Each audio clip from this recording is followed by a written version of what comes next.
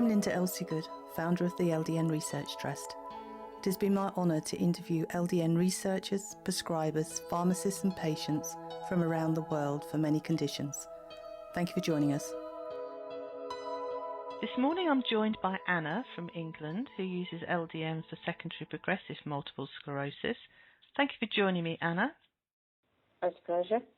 How old were you when you first noticed that there was something wrong with you? When I first knew something was wrong, but I had no idea it was this, I would have been about 14. I wasn't diagnosed until 2011 when I was, how old was I? 53. Well, 52, coming up 53 when I was diagnosed. But it made sense of an awful lot of illnesses that I'd had through my life. So what were you noticing when you were 14? When I was 14, a doctor said I had, I think, tonsillitis or something like that. I had a lot of flu-like symptoms quite regularly. And if I had actual flu or even a cold, it hung on for ages and ages. And the doctors used to say it was, post-flu syndrome and all rubbish like that. And I suddenly thought when I found out, oh, that's what it was. But I also had bad PMT. I have this sort of theory that hormones are involved here. I started periods when I was 11, but by 14 they were kind of acting like proper periods, if you know what I mean. Mm. So before you were diagnosed with MS, what was a typical day like for you? What sort of symptoms and that did you have? Varied. Well, I think I had relapsing remitting through my life because I used to remark that every year I had to give something up. I was quite sporty. And it seemed every year something went by the board because it was too much. Getting nearer to diagnosis, hormonally, I was coming up to menopause. So I suppose that disrupted things. And I thought that's what it was. I was so tired, just so tired. I've been with my present partner, who hopefully will be my last partner, for about 11 years now. So he's kind of come through it with me. And we used to drive into work sometimes, about an hour's drive to get to work. And I used to just conk out and fall asleep in the car if he was driving, obviously not if I was driving. And it was unusual. And I kept thinking, oh, God, this menopause is really ragging me. And I had a slightly bad back anyway. And that went one day and that was it. And I got sent to various people to see what was going on. And I worked for London Underground at the time. That's where Bob and I met. And they said, we're fed up with you taking time off. We're going to send you to a specialist, a back specialist. So I went there and he said, something's wrong. This is not just back problems. You need to go to a neurologist. I was like, what, neurologist? What for? Why should I need a neurologist? And, of course, I went there and the rest is history. I was diagnosed, MRI and all that, and Bob's your uncle. Mm-hmm. So other than the fatigue, what else than the back? Anything else?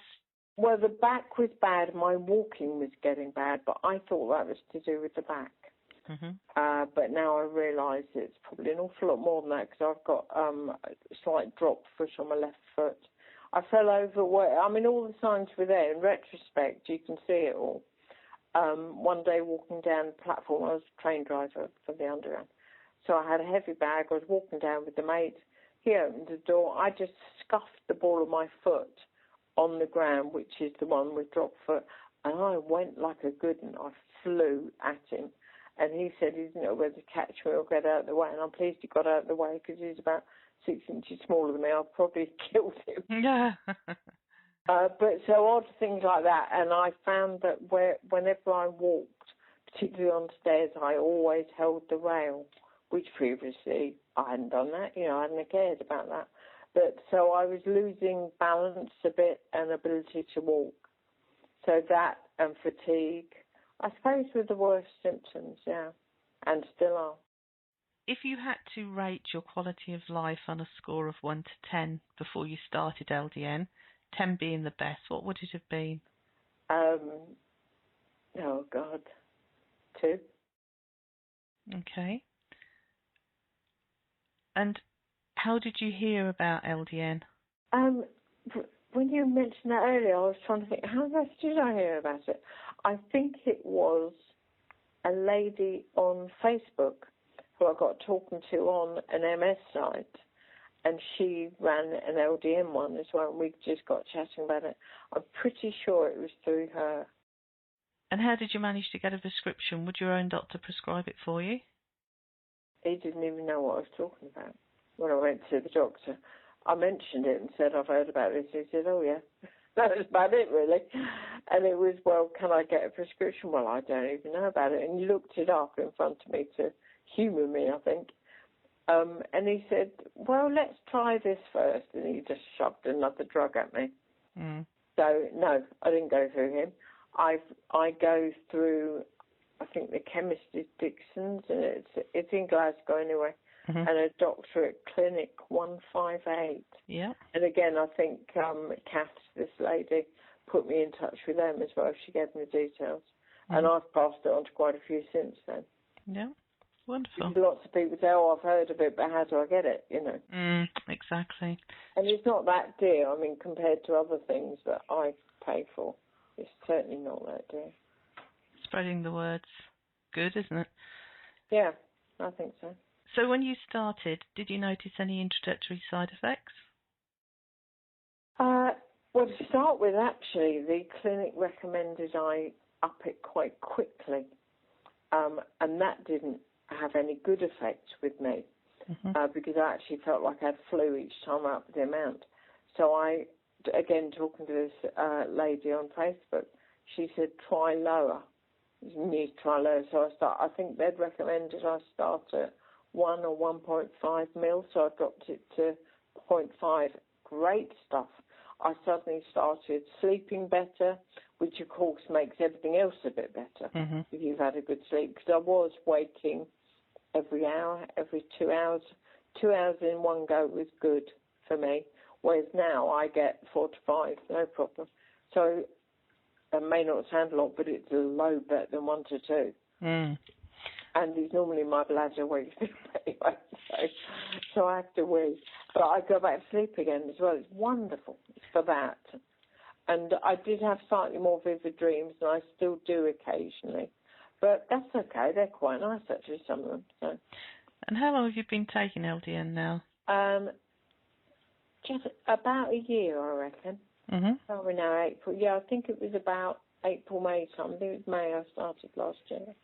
And if you had to grade your quality of life now on that score of 1 to 10, 10 being the best, what would it be?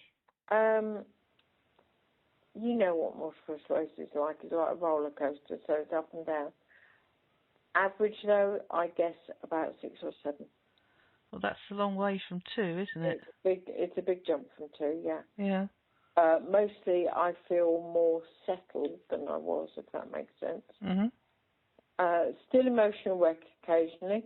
I cry most days, but it's not for long, and it's not, I don't know, it's not as angst-ridden as it was.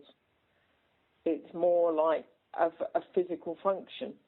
You know, a bit like having a wee. I have to have a cry. Does that make sense? It's just, and I do take gabapentin as well, which I think works better taking the LDN. I'm not sure if that's even possible, but I think it is. And when I'm in need of one of those, I get a bit tearful because pain it's like a chronic pain. It's just there, isn't it? It's not sharp. It just gets you. Is there anything else you'd like to add, Anna? No, I would say that taking the LDN is quite a subtle effect. You can't say, oh, yeah, this is much better, but if I don't take it, things get worse again.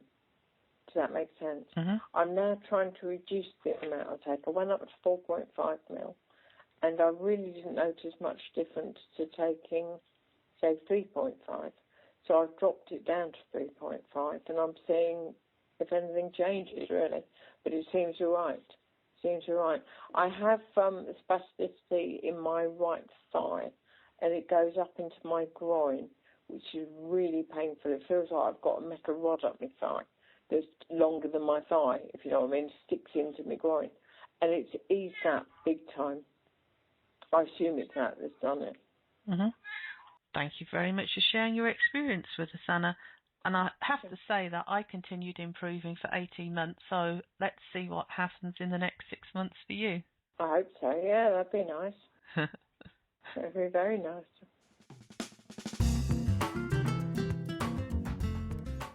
Do you have LDN experience to share? If so, please email me, linda@ldnrt.org.